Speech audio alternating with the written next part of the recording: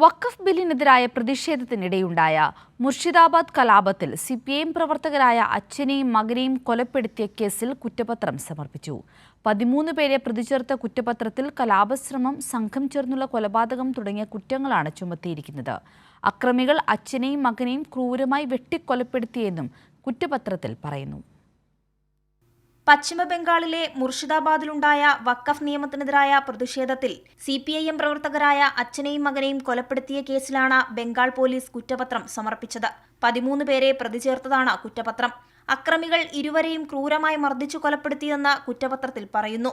അക്രമികൾ വീടിനുള്ളിൽ അതിക്രമിച്ചു കയറി ഇരുവരെയും വലിച്ചിഴച്ച് പുറത്തിറക്കിയ ശേഷം കോടാലി കൊണ്ട് വെട്ടി കൊലപ്പെടുത്തുകയായിരുന്നു. കലാപശ്രമം, വീടിനുള്ളിൽ അതിക്രമിച്ചു കയറൽ, സംഘം ചേർന്നുള്ള കൊലപാതകം, അനധികൃതമായി ആയുധങ്ങൾ കൈവശം വെക്കൽ തുടങ്ങിയ കുറ്റങ്ങളാണ് പ്രതികൾക്കെതിരെ ചുമത്തിയിട്ടുള്ളത്.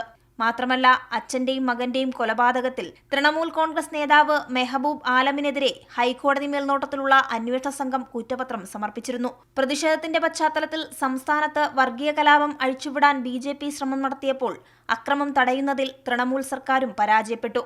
ഏപ്രിൽ 8 മുതൽ 12 വരെ നീണ്ടുനിന്ന കലാപത്തിൽ 3 പേർ കൊല്ലപ്പെടുകയും നിരവധി പേർക്ക് പരിക്കേൽക്കുകയും ചെയ്തു. അക്രമവുമായി ബന്ധപ്പെട്ട് 300ഓളം പേരെയാണ് പോലീസ് അറസ്റ്റ് ചെയ്തത്. കൈരളി ന്യൂസ്, ദില്ലി.